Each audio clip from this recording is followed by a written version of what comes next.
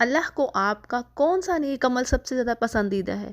کیا وہ عمل جو آپ نے کثرت سے کیا، یا پھر وہ عمل جس کو آپ نے مسلسل کیا چاہے وہ تھوڑا ہی ہو؟ تو اس کے بارے میں حدیث ہے، عائشہ رضی اللہ عنہا سے روایت ہے کہ رسول اللہ صلی اللہ علیہ وسلم ایک دن ان کے پاس آئے اور اس وقت ایک عورت ان کے پاس بیٹھی تھی۔ تو آپ صلی اللہ علیہ وسلم نے پوچھا کہ عائشہ یہ کون ہے؟ تو اس پر عائشہ رضی اللہ عنہا اس عورت کے بارے میں بتاتی ہیں اور اس عورت کے نیک اعمال کے بارے میں بتاتی ہیں کہ وہ نماز کی کس قدر پابند ہے اور کس قدر شوق رکھتی ہے نماز پڑھنے کا۔ تو آپ نے اس پر فرمایا، ٹھہر جاؤ، جان لو کہ تم پر اتنا ہی عمل واجب ہے جتنے عمل کی تمہارے اندر طاقت ہے، اور اللہ کی قسم اللہ ثواب دینے سے نہیں اکتاتا مگر تم عمل کرتے اکتا جاؤ گے۔ تو اللہ کو دین کا وہی عمل زیادہ پسند ہے جس کی ہمیشہ پابندی کی جائے، اس کو مسلسل کیا جائے۔ تو کتنا اہم میسج دے رہی ہے یہ حدیث، یعنی اس بات کی نفی کر دی گئی، اس بات کو ڈینائی کر دیا کہ انسان ایک ہی بار میں ڈھیر سارا عمل کر لے یا کبھی کبھار کوئی نیکی کا کام کرے جو نفلی نیکیاں ہیں جو آپ اپنی خوشی سے کر رہی ہیں۔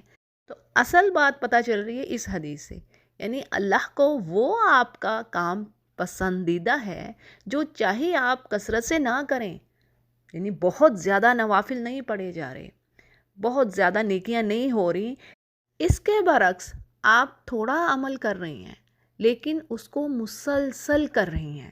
مثال کے طور پر آپ ضحیٰ کے نفل پڑھتی ہیں، ٹھیک ہے، آپ 2 پڑھتی ہیں یا 4 پڑھتی ہیں، لیکن ایسا نہیں ہے کہ آپ نے ہفتے میں 2 بار تو ضحیٰ کی نماز پڑھ لی، اشراق کی نماز پڑھ لی اور باقی 4 دن غائب۔ تو یہ چیز نہیں کرنی، یعنی اللہ اس بات کو پسند کرتا ہے کہ آپ چاہے تھوڑا کام کر لیجئے لیکن اس پر استقامت، اسٹیڈ فاسٹ رہیں، اس پر جمے رہیے اور ڈٹرمن رہیے، اس کام کو مسلسل کرتے رہیے چاہے وہ تھوڑا ہی ہو۔ اللہ کو یہ بات زیادہ پسندیدہ ہے، یہ ریکوائر ہے اللہ کو۔ اور انڈیڈ یہ دین آسان ہے، اللہ کا کرم ہے، فضل ہے اس امت مسلمہ پر کہ اللہ نے ان پر وہ بوجھ ہی نہیں ڈالا جو پچھلی قوموں پر ڈالا۔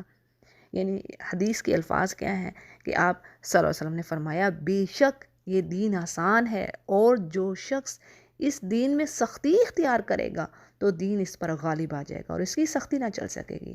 یعنی انسان کو چاہیے کہ اپنے رائچس ڈیڈز میں، اپنے نیک اعمال میں میانہ روی، یعنی ایک درمیانی راستہ اختیار کرے، دونوں ایکسٹریم سے بچے، نہ ہی کسی کام میں بہت زیادہ شدت پسندی ہونی چاہیے اور نہ ہی کسی کام کو بالکل ہی چھوڑ دینا چاہیے۔ تو درمیانہ راستہ اختیار کرنا اور پھر اس راستے پر جمے رہنا، ڈٹرمنڈ رہنا، کنسسٹنسی سے اس کام کو کرتے رہنا، اور اسی سے دونوں جہاں کے فائدے حاصل ہوں گے انشاءاللہ۔ یعنی اسلام میں یہ رہبانیت نہیں ہے، یہ بھی حدیث ہے نا، الفاظ آتے ہیں، لا رہبانیت فی الاسلام۔ نہ ہی اللہ نے کہا ہے کہ بھی تم دنیا چھوڑ دو، اور نہ ہی یہ کہا کہ تم دین میں سختی کر لو، یہ بھی نہیں کہا۔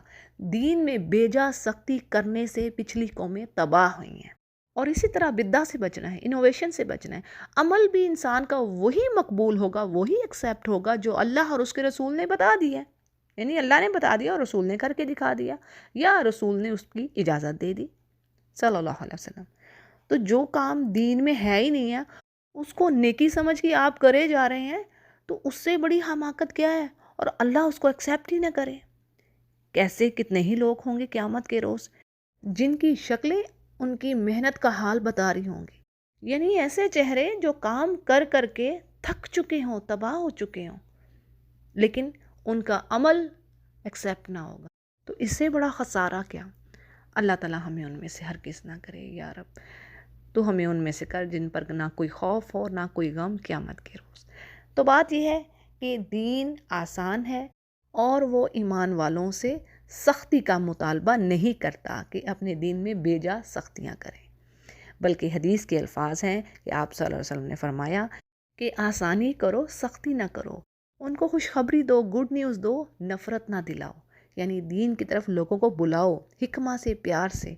یعنی اس کو آپ عام الفاظ میں اس طرح سمجھ سکتی ہیں کہ دوسروں کو کرٹیسائز نہیں کرنا اور دین میں جو بڑے بڑے یا لمبے لمبے اعمال ان کو بتا کر جو کہ بھاری ہوں ان کے لیے، ان کو دین سے دور نہ کریں۔